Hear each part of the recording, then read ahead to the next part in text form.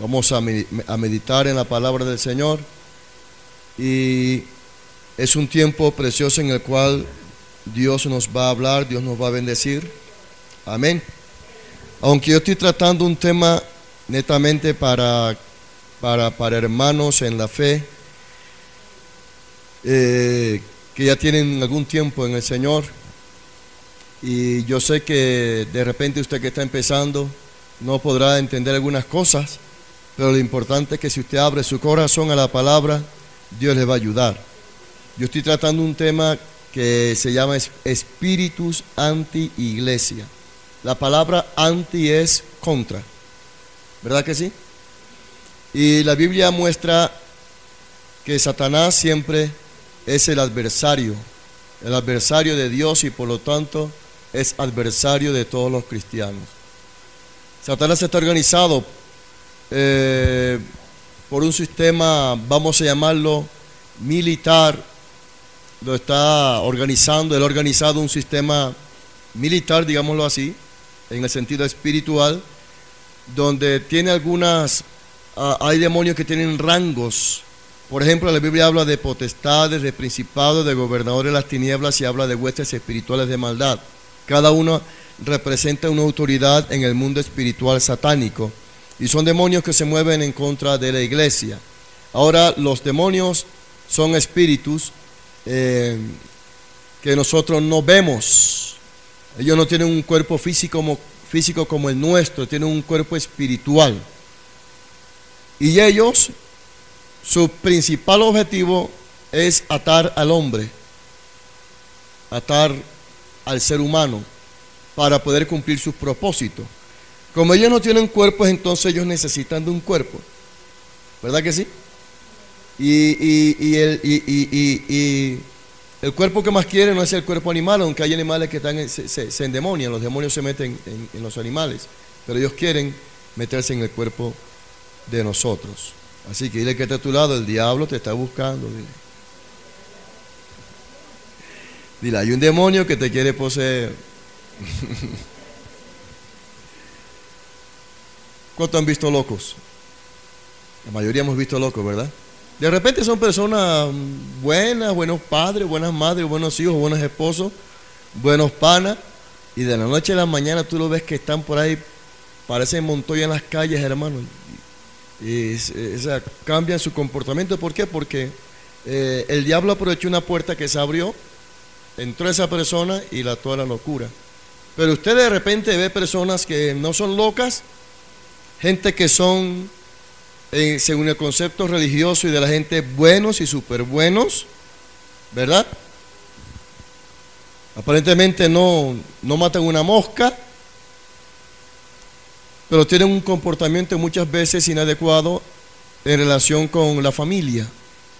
Y todas esas son influencias diabólicas, demoníacas. O sea, toda persona que está sin Cristo, mínimo tiene un demonio. Toda gente que está sin Jesús. Yo se lo puedo mostrar por la Biblia, pero el tema es otro, y le prometo mirar eso en otra oportunidad. Pero hago esta introducción para los amigos, los hermanos que están empezando, porque el tema espíritus anti-iglesia, yo lo estoy tratando desde el punto de vista en que hay demonios que hacen que algunos manifiesten una actitud en contra de la iglesia. Y ahora yo no me voy a referir tanto a la gente que está en el mundo, porque la gente que está en el mundo no tiene a Cristo, y ellos están muertos en sus delitos y en sus pecados, ¿de acuerdo? La gente del mundo está muerta, dice la Biblia, en sus delitos y en sus pecados, ¿verdad?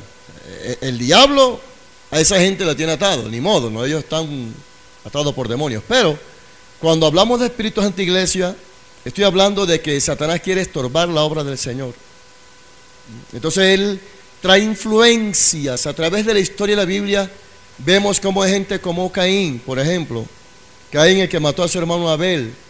El demonio que estaba en Caín, el día que Caín murió, se fue. Pero hoy en día usted se da cuenta que hay hermanos que matan a sus hermanos, ¿verdad que sí? Entonces eso se llama un espíritu de Caín. La Biblia habla de una mujer llamada Jezabel en el Antiguo Testamento, que era opositora a uno de los profetas de Dios llamado Elías. Ese es un espíritu de control. Hoy en día hay personas dentro de la iglesia, hablando en un sentido general, que tratan de controlar la obra del Señor en su estilo religioso y oponiéndose para que la obra de Dios se manifieste. En fin, hay ciertos espíritus que se mueven, se manifiestan, que tratan de estorbar la obra del Señor. ¿Ya me expliqué? ¿Está claro? Entonces, vamos a continuar viendo en esta mañana el espíritu de fariseísmo. Y estamos mirando que en Mateo 23, Jesucristo lanzó 7 ayes contra ellos.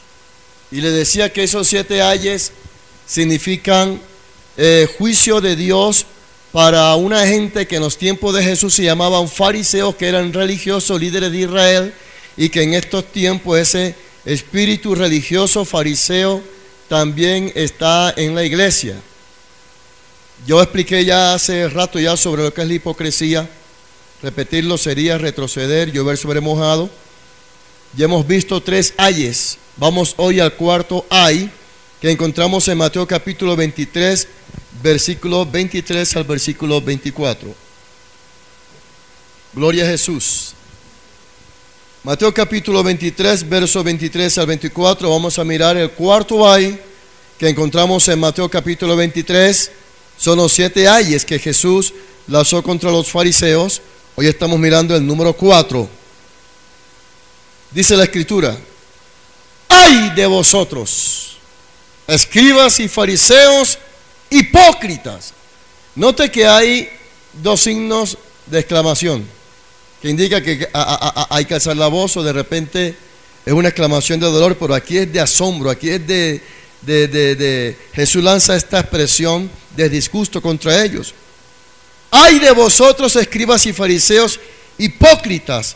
Porque diezmáis la menta y el eneldo y el comino, y dejáis lo más importante de la ley, la justicia, la misericordia y la fe. Esto era necesario hacer, sin dejar de hacer aquello. Guías ciegos, que coláis el mosquito y traigáis el camello, tragáis el camello. Extiende sus manos hacia acá. Ore por mí. Padre, en el nombre de Jesús, me pongo en tus manos. Te ruego, Señor, que me ayudes en esta hora a poder interpretar la Escritura de acuerdo, Señor, a la voluntad de tu Espíritu. Espíritu Santo, tú inspiraste esta palabra. Nosotros la estamos estudiando con el fin de erradicar de nuestras vidas, de nuestra iglesia, Señor, de tu iglesia, este espíritu inmundo, fariseo, hipócrita. Te ruego, Padre, que nos hables a través de ella, que seamos edificados y que a través de tu palabra podamos revisar nuestra vida, nuestro comportamiento, y que tu gloria se manifieste en nosotros en el nombre de Jesús. Usted dice conmigo, amén. Gloria al Señor. Bien, en el cuarto ay que encontramos nosotros en el pasaje de Mateo capítulo 23, versos 23 al 24, notamos que este ay es lanzado a los fariseos, escúcheme, porque ellos eran escrupulosos en obedecer algunos aparte de la ley, pero eran desobedientes en su conducta general.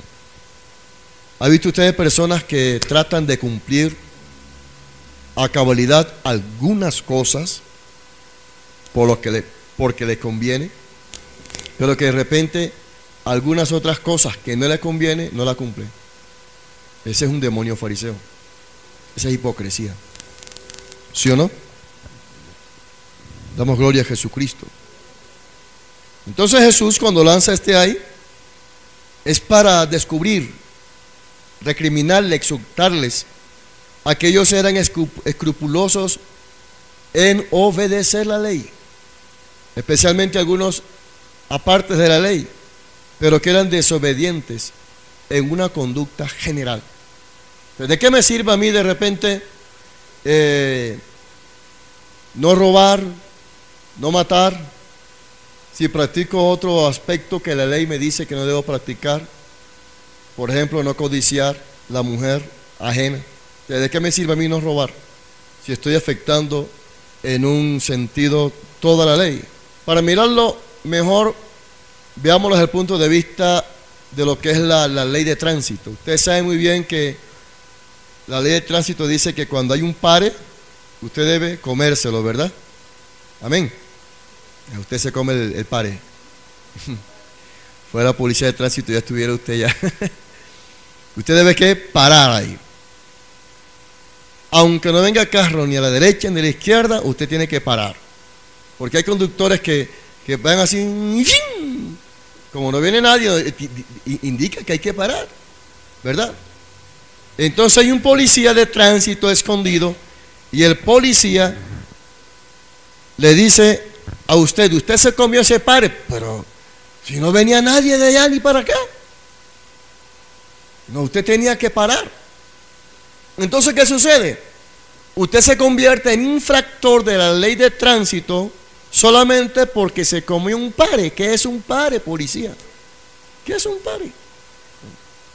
Igualmente la palabra del Señor indica que si yo infrinjo en un punto la ley, si yo incumplo en un punto la ley, me convierto en infractor en toda la ley de Dios. Entonces los fariseos, ellos eran personas que debían enseñar la ley de Moisés, debían enseñar la palabra de Dios, pero ellos no aplicaban en su conducta general algunas cosas que enseñaban, y esto se llama hipocresía. Otro ejemplo en lo natural para entenderlo mejor: el papá le dice al hijo, no fumes, pero él fuma. ¿Qué es eso? Hipocresía. No bebas, y él bebe delante del hijo. ¿Qué es eso? Hipocresía. No mientas, pero si él miente delante del hijo, ¿qué es eso? Hipocresía. Ahora entendamos esto: es posible obedecer los detalles de la ley y ser desobedientes en nuestra conducta general. Como cristianos, como hijos de Dios, somos llamados a cumplir toda la palabra, no algunos aspectos de la palabra, sino toda la palabra. ¿Sí o no? Porque al cielo no va a entrar un chorro de gente que son hipócritas, que cumplen solamente algún sentido de la palabra y el resto no la cumplen. Miramos un ejemplo. Nosotros podemos ser muy precisos y fieles en dar el 10% de nuestro dinero a Dios, pero podemos rehusarnos a dar un minuto de nuestro tiempo en ayudar a otros. ¿De qué te sirve a ti cumplir con algo de la ley si estás viendo al prójimo padecer necesidad? Y tú dices, no tengo tiempo, no tengo tiempo. El diezmar es importante, oído esto, pero el pagar el diezmo no nos libra de cumplir con otras directivas de Dios. Hay gente que es puntual en cumplir con este mandamiento de la palabra, de diezmar, de ofrendar, pero a veces se hace otra cosa indebida. Por el hecho de que yo cumpla algo, eso no me exima a mí de ser responsable por las cosas que no estoy cumpliendo delante del Señor. En el versículo 24 dice, guías ciegos que coláis el mosquito y tragáis el camello. Los escribas y los fariseos colaban el agua de manera que no se le pasara accidentalmente un mosquito por la garganta. El mosquito y el camello eran animales inmundos, entonces delante de la gente ellos tomaban el agua y la colaban para decir que eran escrupulosos con la ley. Eran muy meticulosos en cuanto a los detalles del ceremonial de limpieza, al grado que perdieron sus perspectivas de lo que es la pureza verdadera. Por tanto, limpios en lo ceremonial, pero por dentro estaban corruptos en sus corazones. Es tremendo esto que Jesús está hablando de los fariseos. Ellos eran muy escrupulosos en cuanto al diezmar, pero descuidaban lo más importante de la ley, que es la justicia, la misericordia y la fe. Diga conmigo, la justicia, la misericordia y la fe. Y Jesucristo les dice a ellos, Esto era necesario hacer, ¿cuál? Diezmar, pero también tenían que hacer justicia, misericordia y fe. Mira conmigo, el versículo 23 al final dice, esto era necesario hacer sin dejar de hacer aquello. Es decir, Jesús le dice,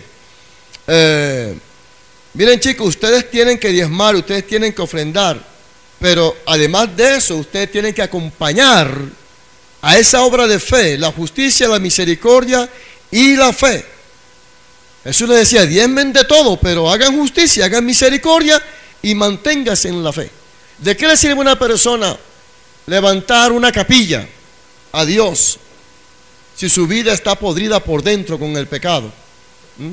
¿Usted no ha notado que hay personas en el mundo religioso que son tan dedicados a hacer obras a los santos, entre comillas?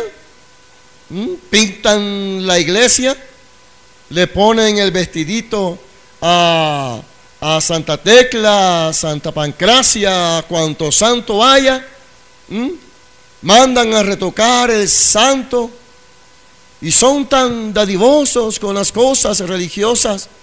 Pero vaya a pedir un favor, trate de conversar con ellos para ver si puede sacarle siquiera una pezuña del dedo. Son más amarrados que grapa vieja, hermano. No pueden. ¿Por qué? Porque ese es un demonio, hipócrita y fariseo. Igual de usted nada le sirve que diezme, que ofrende, ni que ayude a la obra del Señor, si usted no obra justamente, si usted no hace misericordia y si usted no se mantiene en la fe. ¿Sí o no? Ay, menos mal que yo no diezmo. En Lucas capítulo 11, verso 42 al 44 dice, mas ay de vosotros fariseos, que diezmáis la menta y la ruda y toda hortaliza y pasáis por alto la justicia y el amor de Dios. Esto os era necesario hacer sin dejar de hacer aquello. La fe es como una gran rueda o una gran cadena. Ustedes saben que las cadenas están agarradas por medio de ¿qué? ¿Cómo se llama eso? Por eslabones. La cadena está unida por medio de ¿qué? De eslabones, ¿cierto? Uno de los eslabones de la fe es la justicia, el otro es la misericordia, ¿ok? El otro es estar sujeto a autoridades, de tal manera que si yo no obro en justicia, no obro en misericordia y no me sujeto a mi autoridad, a mí la fe no me sirve. ¿Sí o no? Ahora, hablemos de fe, no en el sentido de creer en las promesas, sino en el sentido práctico de la vida diaria, porque nuestra vida es una vida de fe. Jesús dice que ellos estaban interesados en dar los diezmos de la menta, el eneldo y el comino. Bien, permítame un paréntesis, yo voy a hablar en esta mañana porque se amerita el caso del diezmo.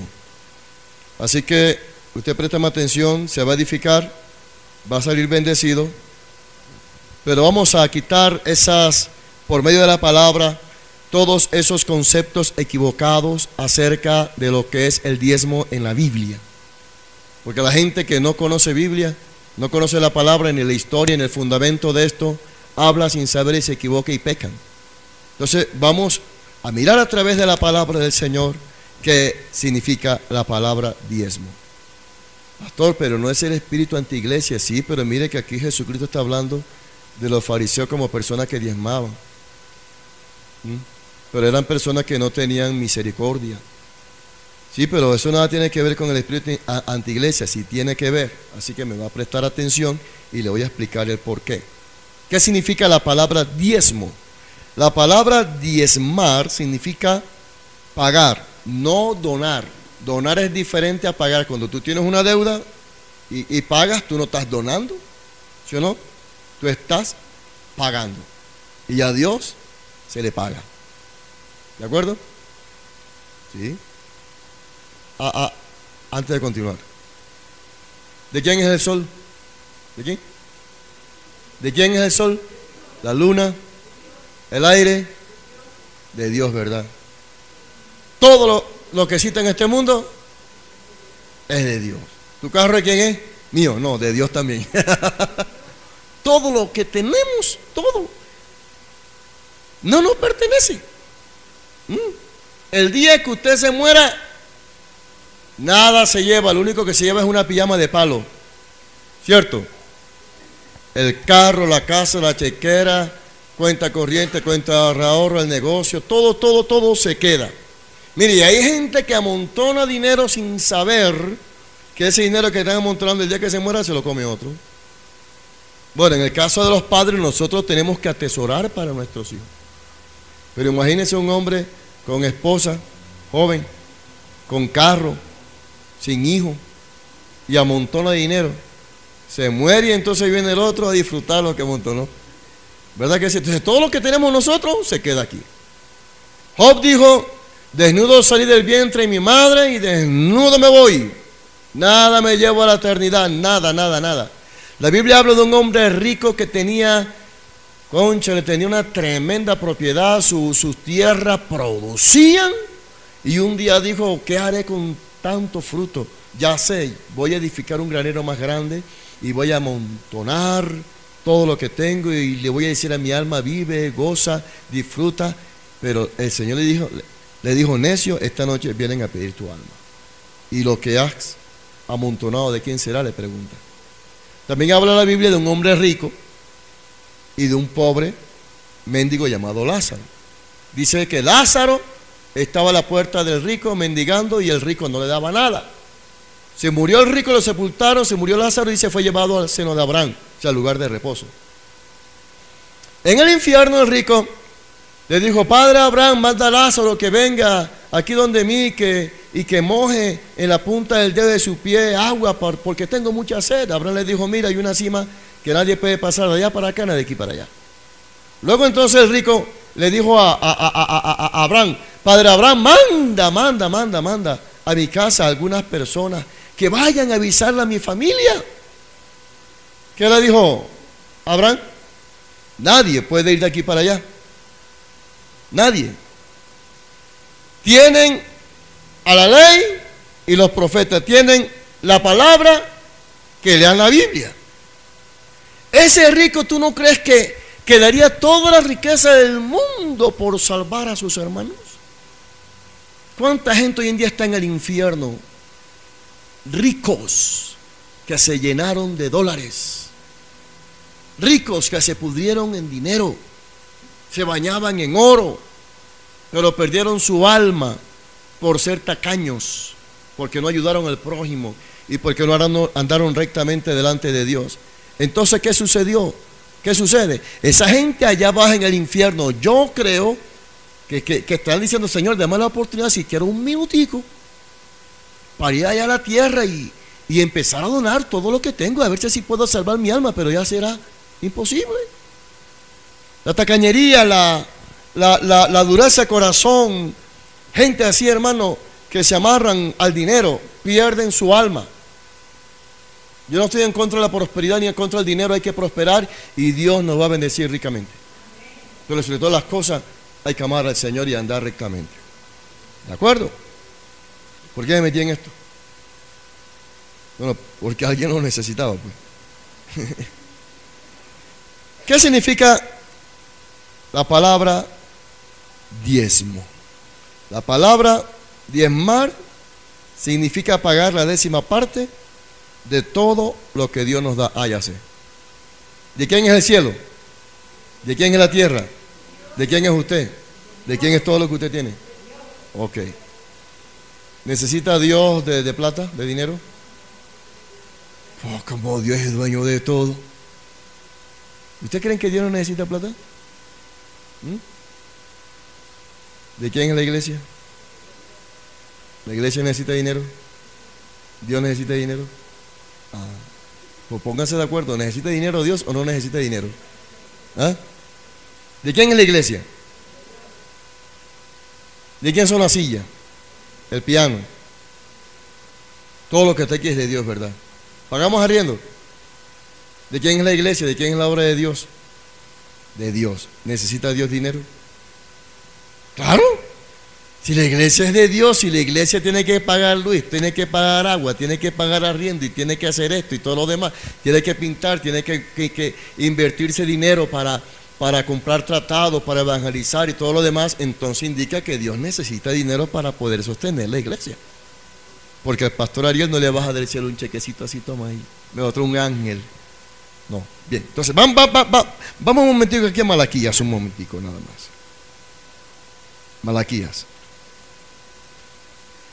Un libro antes de Mateo está Malaquías. Malaquías capítulo 3, verso 6 dice: porque yo, Jehová, no cambio. Por eso, hijos de Jacob, no habéis sido consumidos. Desde los días de vuestros padres os habéis apartado de mis leyes y no las guardasteis. Volveos a mí, yo me volveré a vosotros, ha dicho Jehová de los ejércitos. Mas dijisteis: ¿en qué me voy a volver? Yo estoy bien, yo no le hago daño a nadie. Es más, si pasa una hormiguita no la estripo, ¿en qué he de volverme? Pero entonces el Señor pregunta en el verso 9: ¿robará el hombre a Dios? ¿Ustedes qué dicen? Si todo es de Dios, ¿le robará el hombre a Dios? Si le roba. ¿Robará el hombre a Dios? Pues vosotros me habéis robado. Y dijisteis: ¿en qué te hemos robado? ¿Qué responde el Señor? En vuestros diezmos y en vuestras ofrendas. ¿A dónde van los ladrones, hermano? A la cárcel, ¿verdad? Si alguien roba un banco, ¿a dónde lo meten? Si alguien le roba a usted la gallina, ¿a dónde lo meten? A la cárcel, ¿cierto? Y si alguien le roba a Dios, bueno, no hay ningún artículo en la Constitución Política del Ecuador, ¿oído esto? No hay ningún artículo que dice que el que roba diezmo a la iglesia, al Señor, u ofrendas, va a la cárcel. No dice nada de eso. Pero hay cárceles de carácter espiritual, ¿sí o no? Y una de las cárceles espirituales, por robarle a Dios los diezmos y las ofrendas, está en el versículo 9. En el versículo 9 dice: malditos sois con maldición, porque la nación toda me ha robado. La maldición es una cárcel de carácter espiritual. La palabra maldición, hermanos, no solamente implica que alguien te diga tú eres un maldito, sino la palabra maldición significa hablar mal o pensar mal de alguien. Pero la maldición que muestra este texto aquí está hablando son de tragedias que vienen al creyente.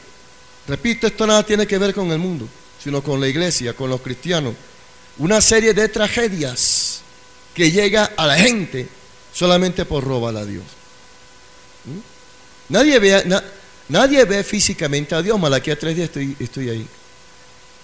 Nadie ve físicamente a Dios. Ustedes no ven a Dios físicamente aquí, ¿sí o no? Pero Dios está presente. Dios está en este lugar, por lo cual se requiere reverencia por la presencia de Dios, ¿sí o no? Como Dios está presente y la obra es de Dios y le robamos a Dios, entonces no es que Dios nos maldiga, sino que solamente por no aplicar ese mandamiento a nuestras vidas, por robarle las cosas a Dios, entonces entra en nosotros un principio de maldición. Y entienda esto, que en ese principio de maldición, en esa cárcel de maldición, la gente es atormentada por un demonio llamado devorador. ¿Cuántos han visto la caricatura del demonio de Tasmania? ¿Cierto? Tremendo caricatura, tremendo demonio, da la vuelta así como un remolino y todo lo que encuentra a su paso se lo devora. Pues hay que revisar nuestra vida. ¿Por qué tengo problemas en el empleo? ¿Por qué tengo problemas en los negocios? Como decía mi madre, hay momentos en que uno se quiere agarrar la otra oreja y no puede. ¿O por qué quiero morderme el codo y no puedo? Es imposible. ¿Por qué tengo problemas en mis finanzas? Estoy tan de mala que voy por la calle y en vez de encontrarme un billete de 50, me encuentro una factura que pagar. ¿Por qué tengo problemas en el hogar? ¿Por qué tengo problemas con mis hijos? ¿Por qué estoy en depre? Sencillamente, hermano, es porque se le está robando las cosas a Dios. ¿Por qué mis hijos no salen del problema? Ahí está la respuesta. Respire profundo, hombre. Ya me preocupan cuando se ponen así en silencio. Este es el culto del silencio. Volviendo al significado del diezmo. La palabra diezmo significa pagar la 10ª parte a Dios de todo lo que Él me da. Ay, pastor, Dios, lo que Dios me da me lo cobra. Sencillo. Ahora vamos a mirar un texto donde uno de los grandes hombres de la Biblia, Dios lo bendijo y él hizo un pacto con Dios de darle todo, de darle el 10% a Dios. La salvación es gratis, entienda esto, pero alguien pagó un precio para usted ser salvo. La sangre de Jesús.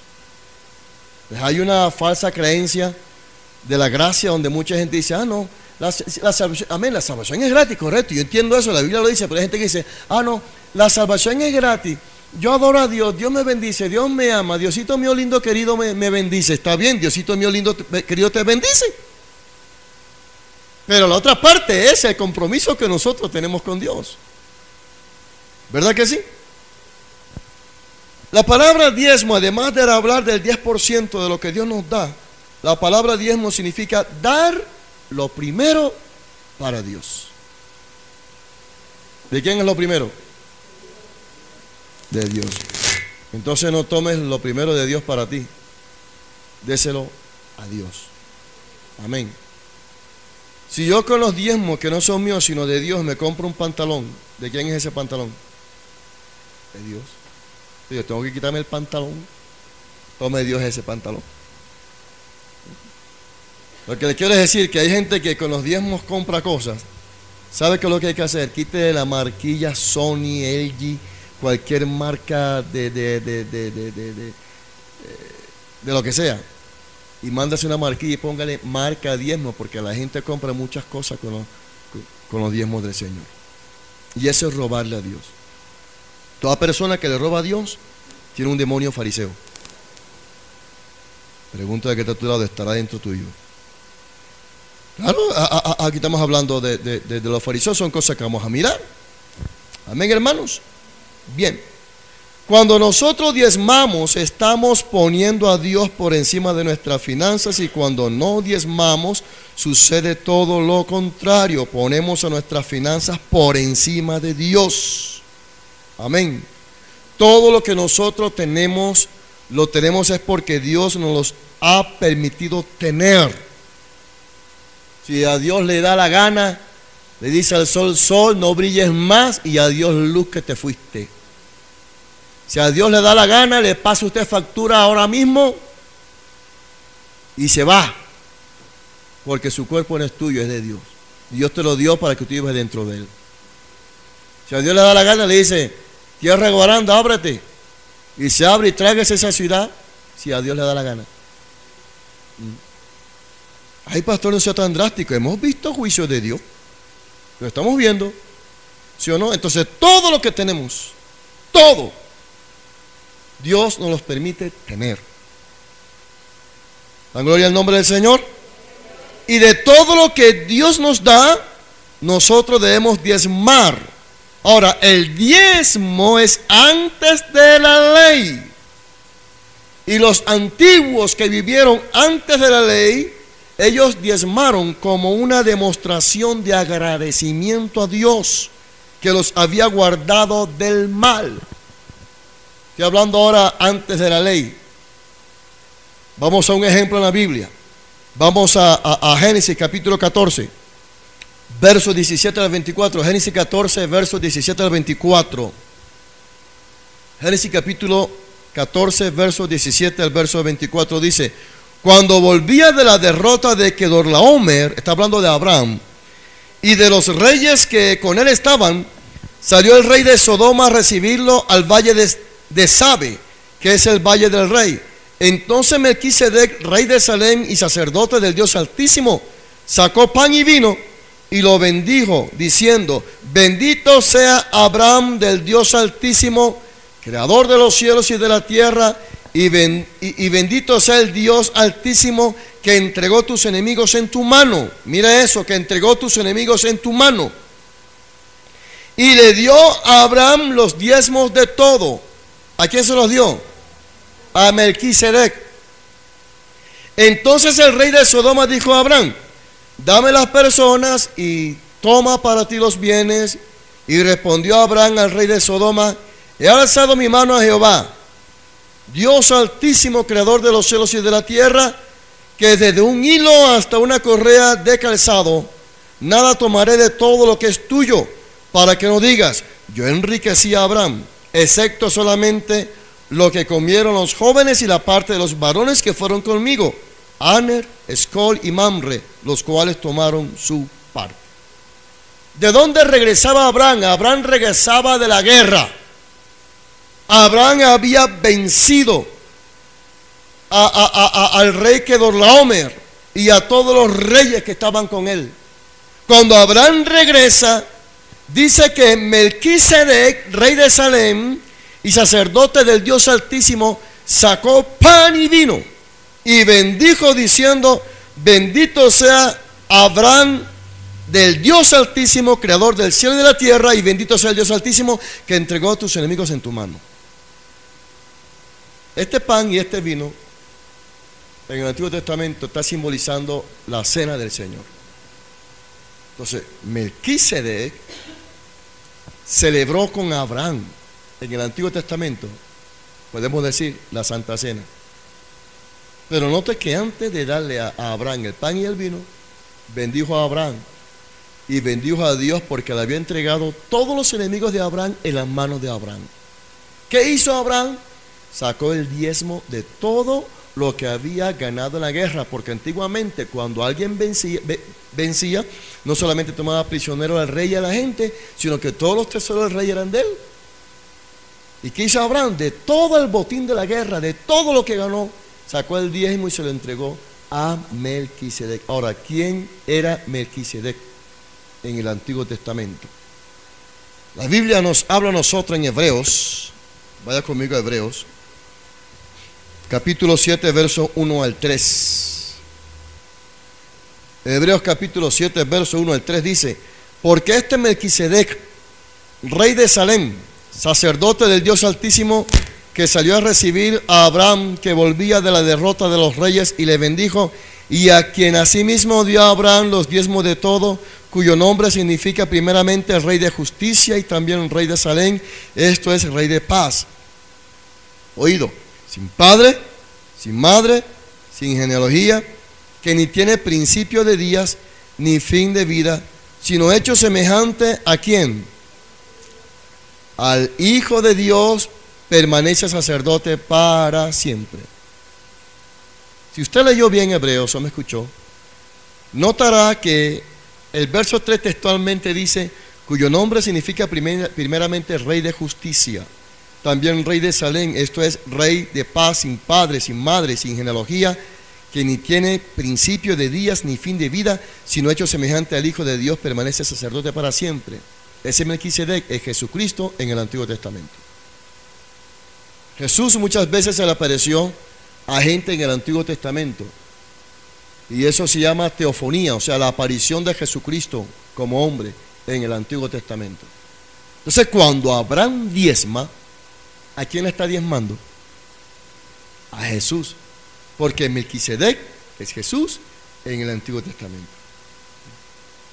Note que Abraham sacó el 10% de todo lo que había ganado en la guerra y se le entregó a Melquisedec. ¿Se le entregó a quién? A Melquisedec. Cuando tú diezmas, cuando tú ofrendas, tú no me lo haces a mí, Que a mí todos los fines de semana me ofrendan pescado. Ese es mío. Pero cuando tú ofrendas, cuando tú diezmas, que sacas un billete de 5, de $1, de 20, de lo que sea, y lo pones lo pones en el ofrendero, tú lo estás dando a Jesús. ¿De acuerdo? Ahora, note que esto, adelantándome a un tema que estoy preparando sobre el diezmo, ¿por qué diezmamos en el Nuevo Testamento? ¿Por qué diezmamos en estos tiempos? Adelantándome a ese tema, Abraham discernió que la persona que estaba ahí, Melquisedec, era la persona que en un futuro le iba a entregar toda su sangre y todo su cuerpo en la cruz del Calvario. El pan que nosotros comemos simboliza el cuerpo de Cristo que entregó en la cruz, y el vino simboliza la sangre. Entonces Abraham discernió, no, este es mi Melquisedec, aquel que va a dar su vida por mi salvación. Bendito sea el nombre del Señor. Entonces, note que Abraham está diezmando aquí, porque Dios lo libró y le dio la victoria en la guerra. Y este es un diezmo por agradecimiento. O sea, tú diezmas por agradecimiento. Yo diezmo por agradecimiento. Yo diezmo porque Dios me ama. Yo diezmo porque Jesucristo pagó con su vida la salvación de mi alma y me libró de la muerte eterna en el infierno. No hay dinero que tú pagues para que te saquen del infierno. En el catolicismo apostólico y remalo, la gente paga cientos de dólares para que le saquen el ánima bendita de su mamá o de su abuelo o de su tía que está ya en el purgatorio. No existe el purgatorio, no hay lugar intermedio, cielo o infierno, y ningún responso, ningún dinero puede sacar una persona que murió en condenación en pecado. Lo único que vale es la sangre de Cristo, y cuando tú y yo diezmamos, estamos agradeciéndole a Jesús porque nos salvó. Es decir, la gente que no diezma no está agradecida con Jesús, no está agradecida con el Señor. Cuando alguien nos hace un favor, o alguien te hace un favor a ti súper especial, que te sacó del atolladero, hermano, toda la vida la gente está agradecida con esas personas, ¿verdad? Y se lo presenta y dice, ay, mira, aquí te presento, ay, mi ángel, si no hubiera aparecido yo estuviera quién sabe dónde, pero él se metió la mano en el bolsillo, él me ayudó, él hizo esto, ella hizo esto, y gracias a Dios hoy estoy bien. ¿Por qué no usamos ese mismo agradecimiento con el Señor, hermano?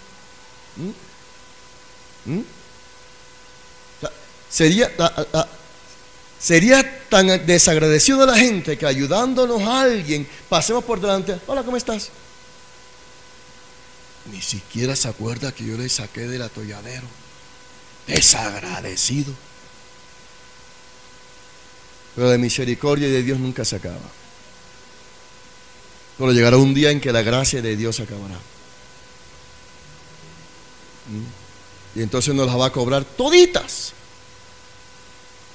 si no somos agradecidos. Vamos a otro ejemplo, Jacob capítulo 28, versos 10 al 22. Vamos a Génesis capítulo 28, versos 10 al 22. O sea, vamos a mirar el ejemplo de Jacob.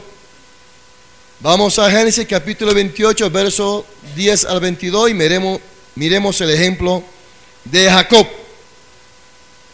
Salió pues Jacob de Beerseba y se fue a Harán, y llegó a un cierto lugar y durmió allí, porque ya el sol se había puesto, y tomó de las piedras de aquel paraje y puso su cabecera y se acostó en aquel lugar.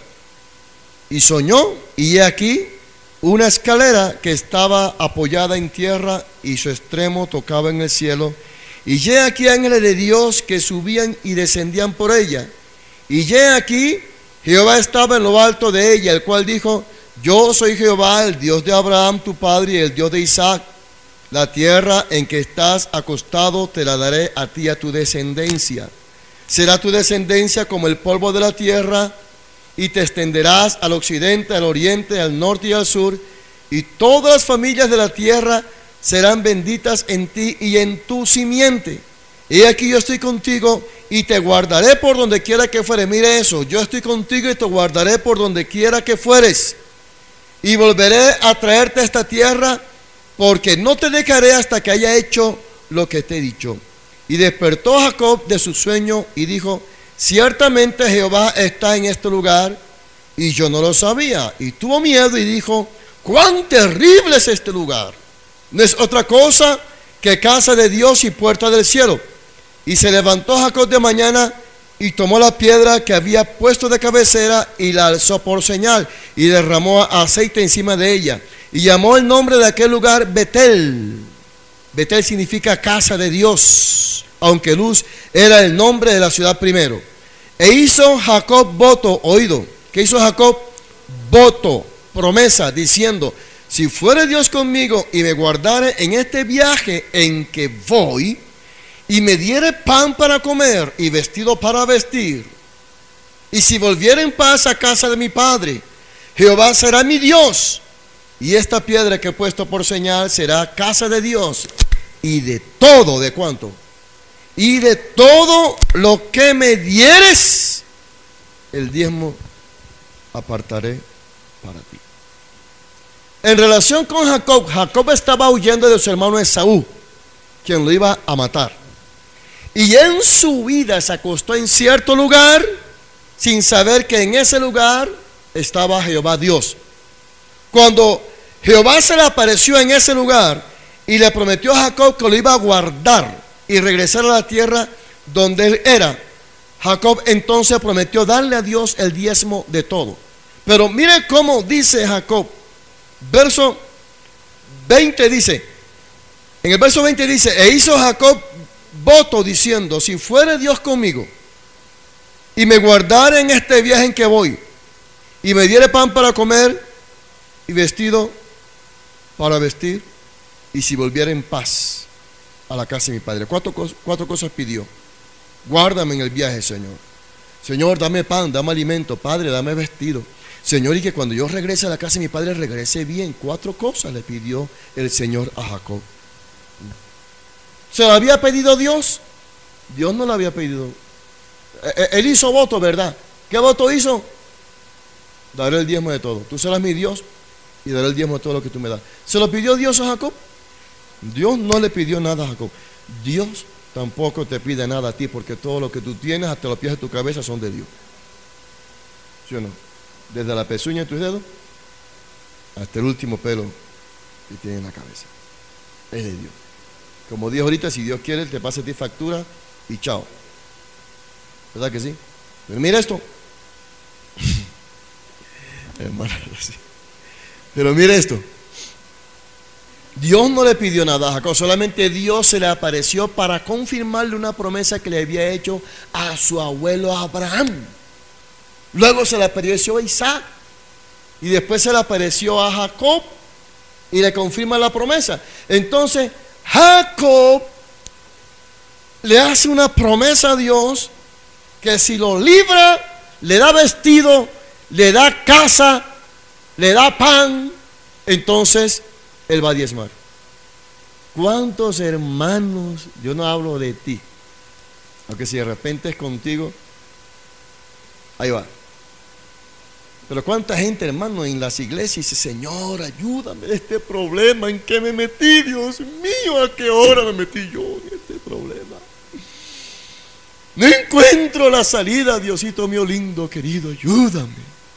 Y yo te prometo no apartarme de tus caminos, prometo ser fiel a los cultos, prometo dar el diezmo, la ofrenda. Pero ayúdame, Dios. Y Dios, que conoce el corazón, dice: mira, mentiroso, mentirosa, yo sé que no me vas a dar nada, pero por misericordia te voy a ayudar. Y Dios le ayuda. Cuando Dios le ayuda, dicen: hasta la vista, baby. Y se pierden del mapa, hermano. Abraham diezmó por agradecimiento. Dios le dio la victoria. Cuando tú diezmas, diezmas porque estás agradecido. Si no diezmes, porque eres un desagradecido con Jesús. Jacob diezmó. ¿Sabe por qué Jacob diezmó?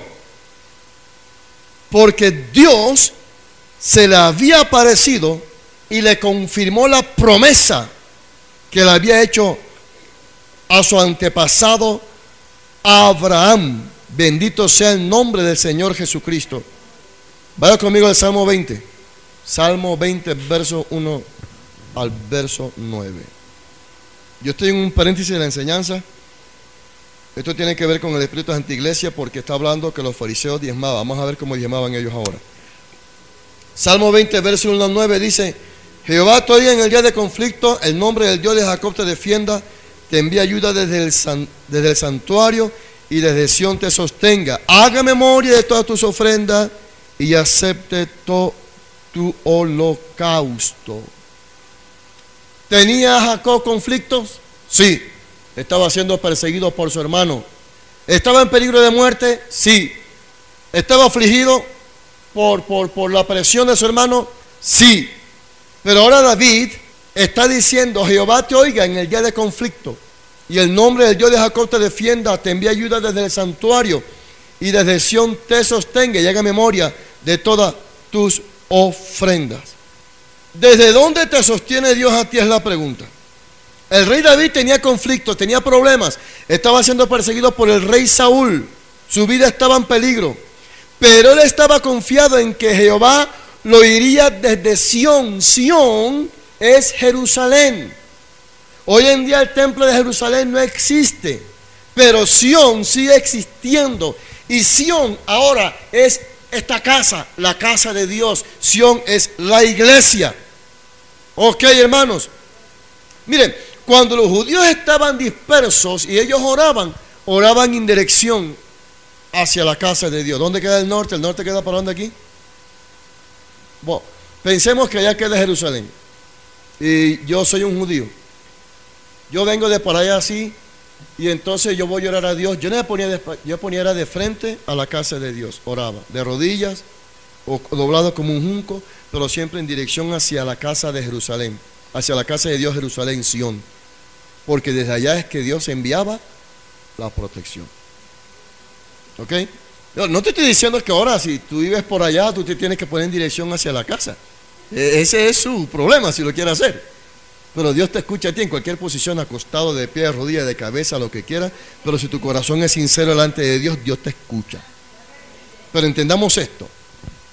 David sabía que la bendición, la protección que Dios enviaba, la enviaba desde Jerusalén. ¿Ok? Dios envía en estos tiempos tu protección desde este altar. Por eso cantamos: acércate a la presencia del Señor, desde el fuego habla el Señor. En este altar de madera que tú ves, Dios te sirve la provisión para ti, el pan de vida, lo que te da herencia y sustancia, lo que te saca del problema. Dios, a través de la palabra predicada, te ayuda. Y cuando tú te vas de aquí, te vas con la palabra en tu corazón y dices: así es, y la cumples, Dios te bendice. Entonces mire, todo mundo en esta iglesia debe saber que en esta casa, aunque Dios no habita en casas hechas por manos de hombre, pero en esta casa, a causa de su palabra, de que se reúne su pueblo santo, habita la presencia de Dios. Jacob no sabía que estaba acostado en un lugar donde era la casa de Dios. Y hay gente que está aquí dentro de la casa de Dios y no sabe que Dios está aquí, pero Dios está aquí. Amén, hermanos queridos. Bendito sea el nombre del Señor. Génesis 28, 20 al 22 dice: e hizo Jacob voto diciendo: si fuera Dios conmigo y me guardare en este viaje en que voy, y me diere pan para comer y vestido para vestir, y si volviera en paz a casa de mi padre, Jehová será mi Dios, y esta piedra que he puesto por señal será casa de Dios, y de todo lo que me dieres, el diezmo apartaré para ti. Son dos textos que encontramos en Génesis que nos hablan del diezmo. Un diezmo antes de la ley. Amén. Antes que la ley fuera introducida por Dios. Era un diezmo por agradecimiento de Abraham, y el otro era un diezmo por causa de que la presencia de Dios estaba con Jacob. Damos gloria al nombre del Señor. Bien. Vaya conmigo nuevamente ahora a Mateo 23, versos 23 al 24. Regresamos ahí. Mateo capítulo 23, versos 23 al 24. Diga conmigo: diezmo por agradecimiento. de vosotros, escribas y fariseos hipócritas, porque diezmáis la menta y el eneldo y el comino, y dejáis lo más importante, la ley, la justicia, la misericordia y la fe. Esto era necesario hacer, sin dejar de hacer aquello. Guías ciegos, que coláis el mosquito y tragáis el camello. Ya le expliqué por qué ellos colaban el mosquito. El mosquito era un insecto inmundo y el camello también otro animal inmundo. Cuando retrocediendo un poquito, ahora que estaba hablando diezmos por agradecimiento, no es que tú diezmas a Dios para pagarle los favores a Dios. No. A Dios, hermano, no hay dinero en este mundo con que tú puedas comprar los favores de Dios. Usted puede ponerle al santito un cirio de este alto y así de grueso, que dure un año encendida la llama, pero eso no mueve a Dios. ¿De acuerdo? A Dios no lo mueve que tú camines de rodilla o que te pongas de cabeza. Es más, a Dios no lo mueven tus lágrimas de cocodrilo, sino la actitud de tu corazón. Se ven las caras, vaya, pero nunca el corazón. ¡Ay, Dios mío! Se soplan los mocos y las lágrimas, hermano. ¿Hasta cuándo, Padre Santo? Hasta cuando cambias tu corazón, cabezón. Hasta cuando tengas una vida recta. Hasta ese momento. Regresemos al caso de los fariseos. ¿Qué era lo que diezmaban ellos? La menta, el eneldo y el comino. Pero no practicaban lo más importante de la ley, que era la justicia, la misericordia y la fe.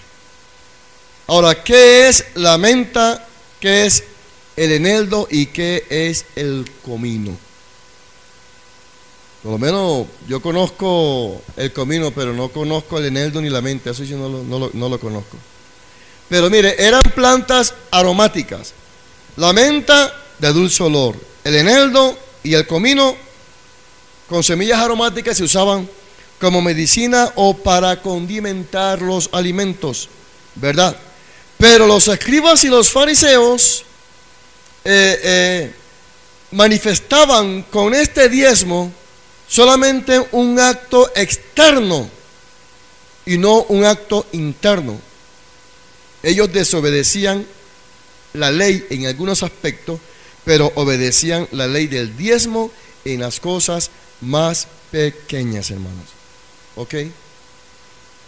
La menta, el eneldo y el comino vienen a representar las cosas pequeñas de los cuales ellos diezmaban. Los fariseos eran riquísimos, andaban en camello último modelo, hermano, vivían en mansiones lujosas, vestían como tú no tienes idea. Pero ellos no diezmaban de lo mucho, diezmaban de lo poquito, hermano. Por eso Jesús les dice: ¡ay de vosotros, escribas y fariseos!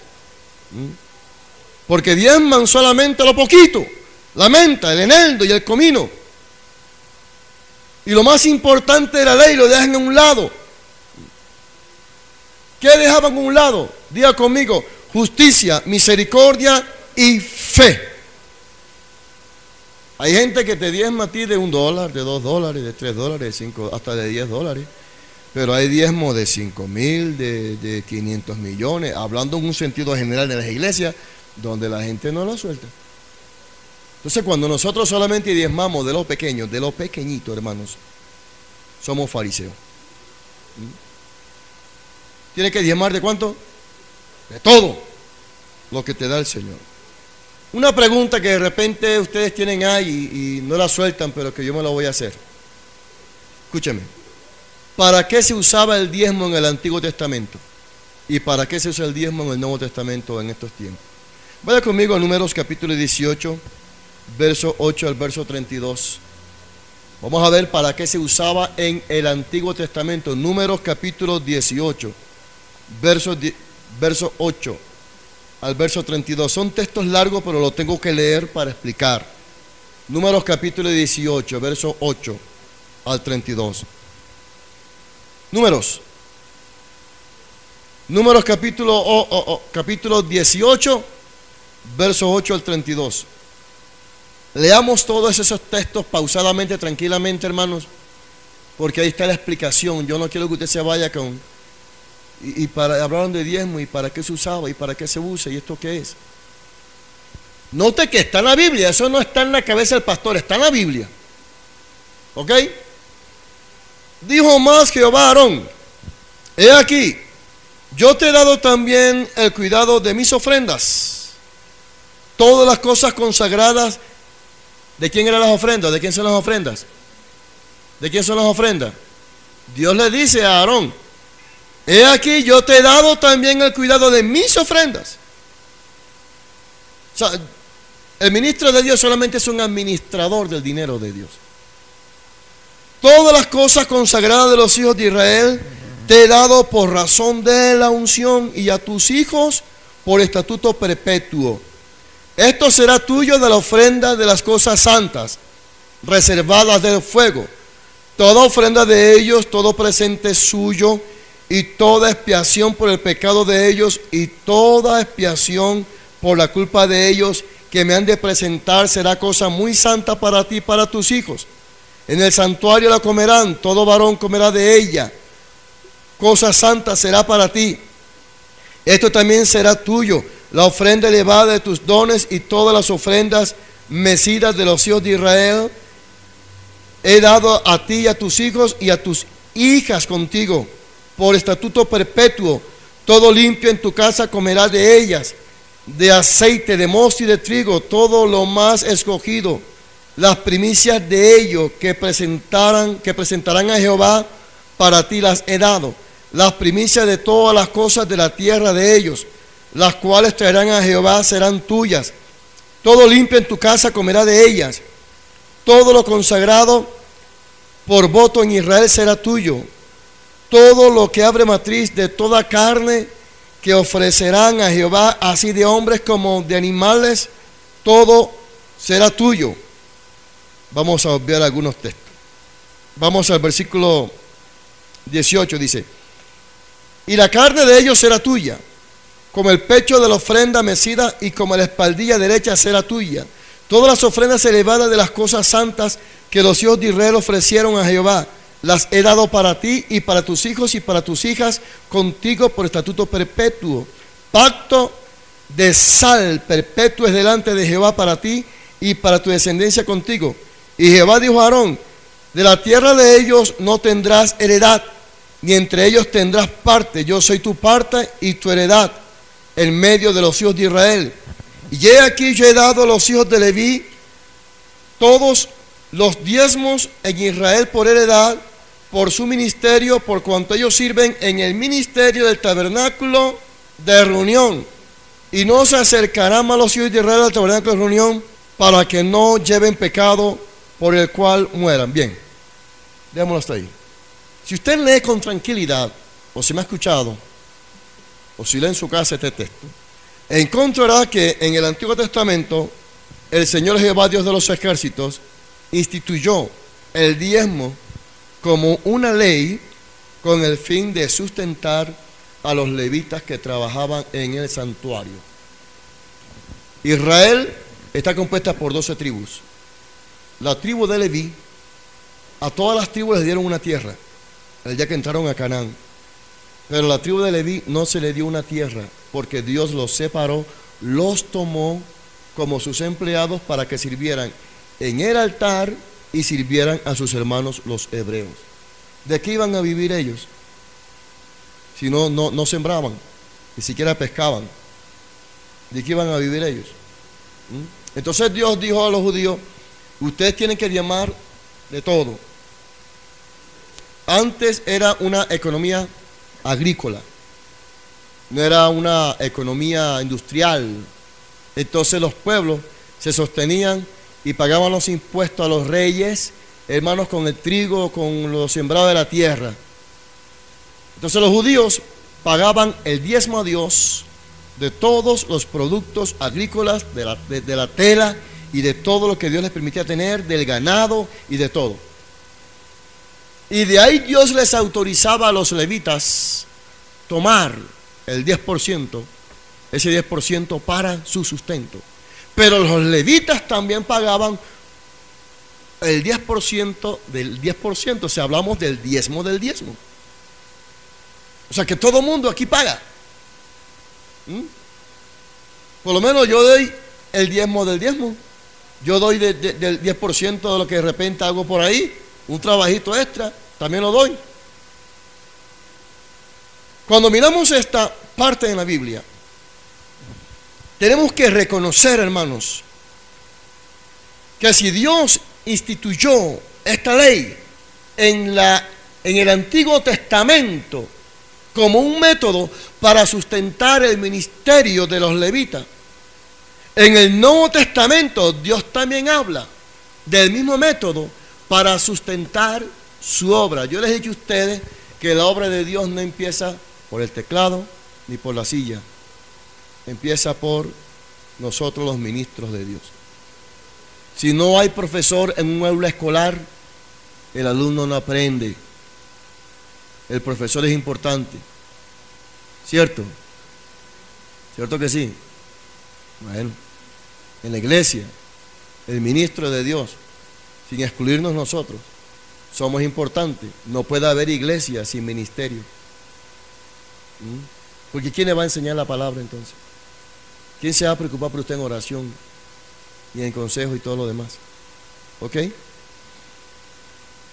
una de las iglesias que Dios me permitió entrar antes de que nosotros llegáramos aquí al Ecuador, conocí una iglesia donde los hermanos no diezmaban ni ofrendaban porque se fastidiaron del pastor, y lo hicieron era para que el pastor le faltara lo necesario y se fuera. ¡Qué corazón! Tremendo, hermano. Y eso no siquiera se ve en el mundo. Además de eso, como nosotros, la iglesia pagaba arriendo. ¿Qué tuvo que hacer el pastor? Tuvo que inventarse un paseo, un tour a la playa, contrató 3 buses, hizo los tickets, la gente tomó los tickets, lo fió, y el día que el pastor iba a cobrar el ticket, se fueron de la iglesia, y quedó el pastor con la deuda de todo. Y si no hay un pastor en la ciudad que lo toma y lo ayuda, ese hombre, quién sabe dónde estaría, hermanos. Es una actitud farisea, oído esto, hipócrita, cuando la gente en la iglesia se amarra los diezmos sencillamente para no engordar el pastor. A mí no me engorda usted, a mí me sostiene el Señor, ¿sí o no? Nosotros empezamos en esta ciudad de cero, sin nadie. Nos reuníamos en un departamentico pequeñito, 8 sillas que habían. A veces nos parábamos en la puerta. Primero nos fuimos al parque a evangelizar. Ganamos unas personas, de vez en cuando iban, de vez en cuando no iban. Nos parábamos en las puertas así, mirando para allá y mirando para acá. No venía nadie, orábamos, nos acostábamos. Fue duro empezar de cero aquí, hermano, sin conocer a nadie. Además de eso, colombianos, y no es que seamos malos, sino que desafortunadamente hay un mal aire contra los extranjeros aquí. Me escuchaban al hablarme, ¿usted es colombiano? Sí. A mucho honor y a mucha honra y saco pecho, sí.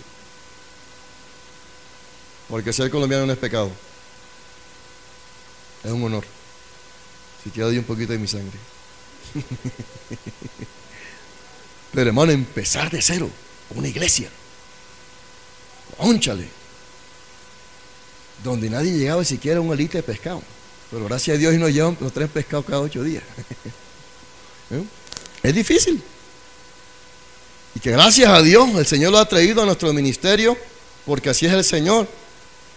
Los trajo para salvarlo a ustedes, pero los trajo también para que ustedes nos ayuden a establecer el reino de Dios en esta ciudad de Guaranda y la gente sea salva, que es nuestro objetivo.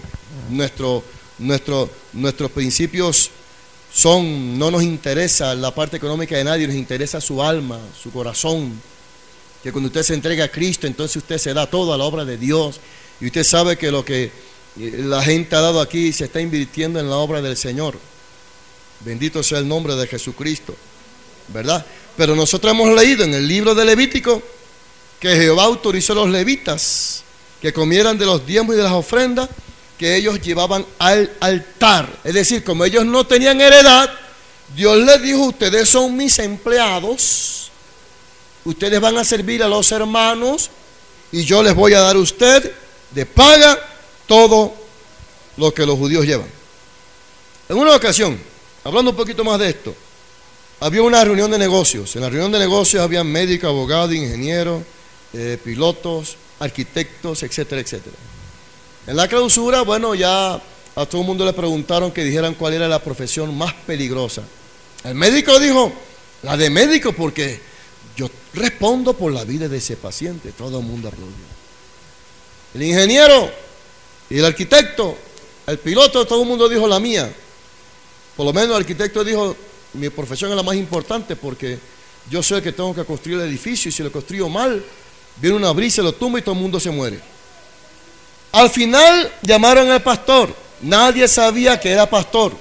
Solamente los hermanos le invitaron ahí.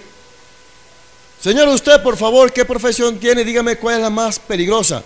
La profesión más peligrosa es la de ser pastor. Todo el mundo dijo, ¿cómo? Porque tenía un concepto errado del ministerio, del pastorado. Flojo, vago, vive los diezmos de las ofrendas, no tiene un oficio peligroso. Pero explica por qué es más peligrosa. Claro, porque yo soy el pastor del médico, del psicólogo, del piloto y toda esta gente que está aquí. ¿Usted se imagina atender al psicólogo, hermano, atender tanto loco? ¿Cómo llega ese hombre a la oficina del pastor? Más loco que los propios locos, hermano. Entonces él dice, todo mundo llega a mí, yo tengo que resolver los problemas espirituales, los problemas inclusive que se manifiestan en su vida personal, hogareña y de todo. Tengo que usar el consejo de la palabra y ellos se van tranquilos. El ministro de Dios, escuche bien, el pastor, trabaja para la eternidad. Oído, el presidente de la república trabaja por 4 años, si no lo reeligen, y ya se va. ¿Cómo quedó el gobierno anterior? ¿Cómo se llama de este señor? De Palacio, ¿cómo quedó? Ya pasó. ¿Cómo quedó el gobierno de Lucio? Ya pasó. ¿Cómo quedó el gobierno de Adela Bucaram? Ya pasó, quedó en la historia. ¿Sí o no? Pero un ministro de Dios trabaja para la eternidad. La palabra que yo le enseño lo afecta a usted para bien, para la eternidad. Y eso no hay dinero con que pagar. Entonces una actitud farisea cuando la gente llega aquí o de repente se dejan convencer por algunos gente hijo del diablo del mundo. Ay, tú estás engordando el pastor. Mentira eso.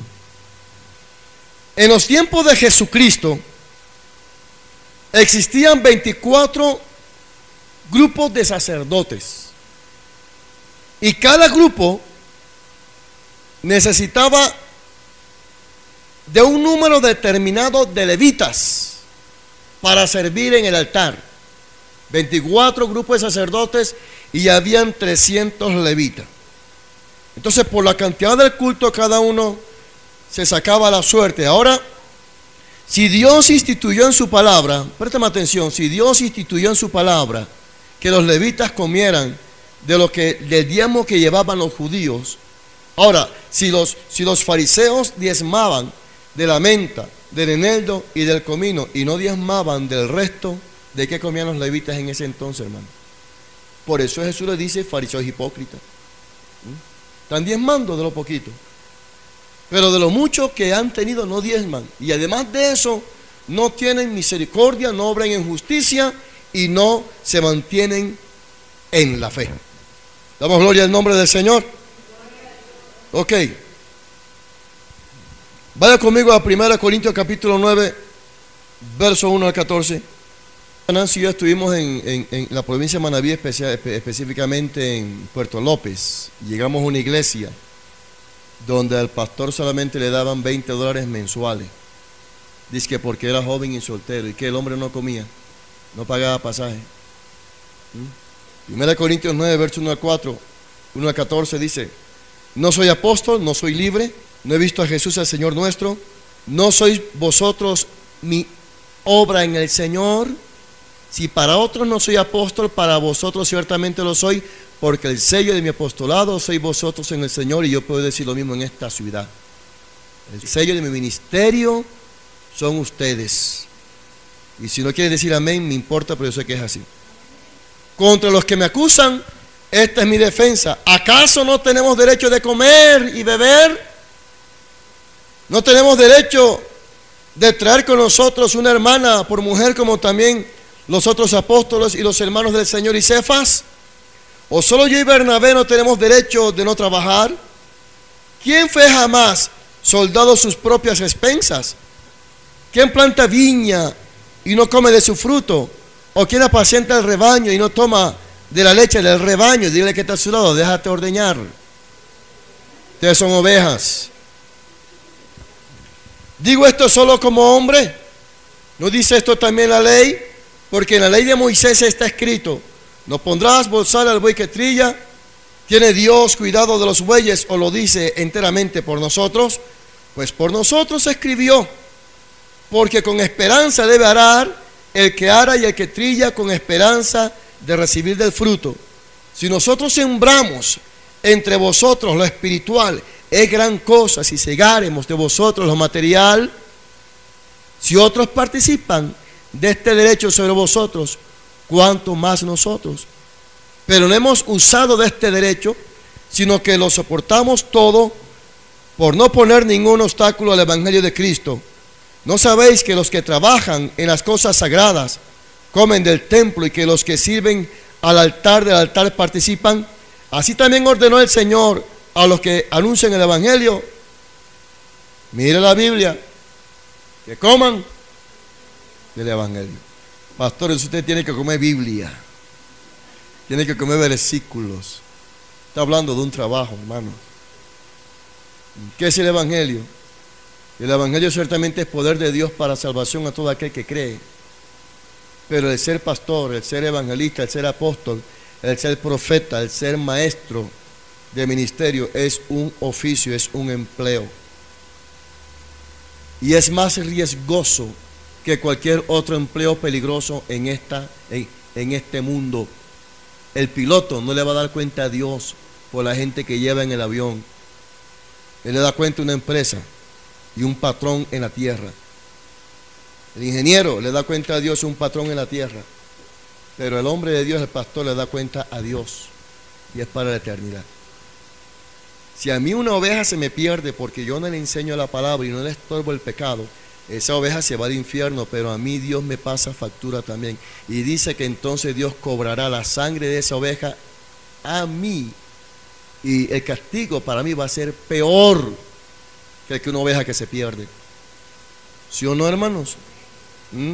Algún día está llegando el día en que los libros de nacimiento de todos los seres se va a cerrar. No van a ser más nadie. Ese día Dios empieza a traer, hermanos, juicio a todo el mundo. Llegará el día del juicio final.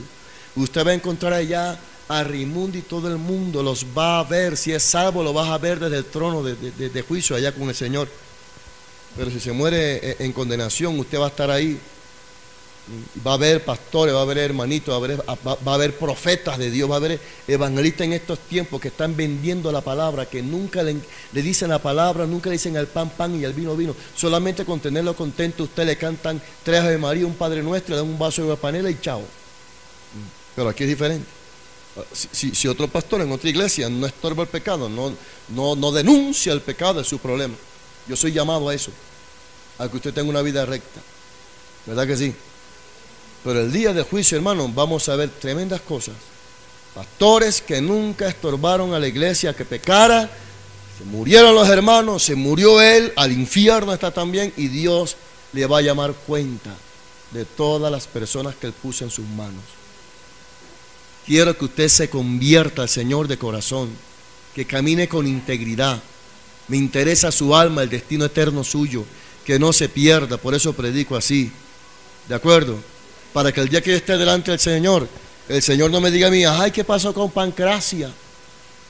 Como hay en algunos casos, en algunas iglesias, el pastor embarazó a la hermana. Entonces, el Señor llamará a cuenta eso. Pero aquí es diferente, en esta iglesia es diferente. ¿De acuerdo, hermanos? ¿Por qué? Porque el plan de Dios es que esta iglesia se convierta en una iglesia militante del reino, que no haya fariseos, que no haya hipocresía, que haya gente que viva rectamente para poder establecer el reino de Dios en esta tierra. Ser pastor no es fácil. Dios es el patrón de cada ministro de Dios. ¿De acuerdo? Los fariseos que habían sido puestos para que anunciaran la palabra, no la anunciaban como Dios, sino como hombres, y ellos serán llamados a cuentas por Dios. De acuerdo a Mateo 23, ¿qué le interesaban a los fariseos? Le interesaba diezmar de la menta, del eneldo y del comino. Pero de acuerdo a Jesús, ¿qué le interesaba a Jesús? Le interesaba la justicia, la misericordia y la fe. El diezmar para sustentar a los levitas era importante, pero la justicia, la misericordia y la fe es importante. Tu diezmo y tu ofrenda es importante, pero tú tienes que obrar en justicia, tienes que obrar justamente. Tu balanza no se puede inclinar a Panchita y desfavorecer a Perencejita. No. Tu misericordia tiene que ser mostrada para el Raimundo y todo el mundo, para el rico, para el pobre, para el negro, para el blanco, para el indígena, para el que no es indígena. Tienes que obrar en misericordia y debes mantenerte en una fe genuina donde tú muestres verdaderamente una práctica de vida transparente de que ciertamente Jesucristo está en tu corazón. El dar limosna en la religión católica, todo el mundo no da limosna, todo el mundo no da limosna, ¿cierto? Pero no obran en misericordia. En la iglesia del Señor, en la iglesia, en la palabra de Dios es diferente. Ok. Ahora Jesucristo dice que nuestra justicia tiene que ser mayor que la de los escribas y de los fariseos. Si los escribas y fariseos diezmaban solamente de lo poquito, tú tienes que diezmar, yo tengo que diezmar de lo mucho y de lo poco. Pero tenemos que obrar en misericordia, en justicia y en fe. Así que es una actitud farisea, hipócrita, decir yo aporto para esto y yo aporto para esto. De pronto no lo dice, pero lo piensa, ¿sí me entiende? Y te arrodillas y dice, ay Señor, yo te doy gracias porque me permites aportar para esto y para esto y para esto otro. Ay, ¿qué sería de la iglesia sin mí, Señor? Cuando alguien piensa y dice, no, es que yo di mucho, ya yo di para esto. Eso es también hipocresía, porque lo que tú das no sirve en relación con el sacrificio de Jesús. Amén. Póngase en balanza y sepa, verdad, que si nosotros estamos haciendo algo para salvar a este mundo, a esta ciudad, porque lo que tú das sirve para el sostenimiento de esta obra, para que la gente venga y se congregue, escuche la palabra. Amén. Pero que eso no te justifica a ti que andes pecando en otras cosas. ¿De acuerdo? Se puede poner de pie. Quiero que levante las manos al cielo y cierre los ojos un momento y escuche lo que voy a leer de Lucas capítulo 18, verso 9 al 14. A unos que confiaban en sí mismos como justos y menospreciaban a los otros, dijo también esta parábola. Dos hombres subieron al templo a orar. Uno era fariseo y el otro publicano. El fariseo, puesto en pie, oraba consigo mismo de esta manera: Dios, te doy gracias porque no soy como los otros hombres, ladrones, injustos, adúlteros, ni aun como este publicano, avaro, ni aun como este publicano. Ayuno 2 veces a la semana, doy diezmos de todo lo que gano. Mas el publicano, estando lejos, no quería ni aun alzar los ojos al cielo, sino que se golpeaba el pecho diciendo: Dios, sé propicio a mi pecador.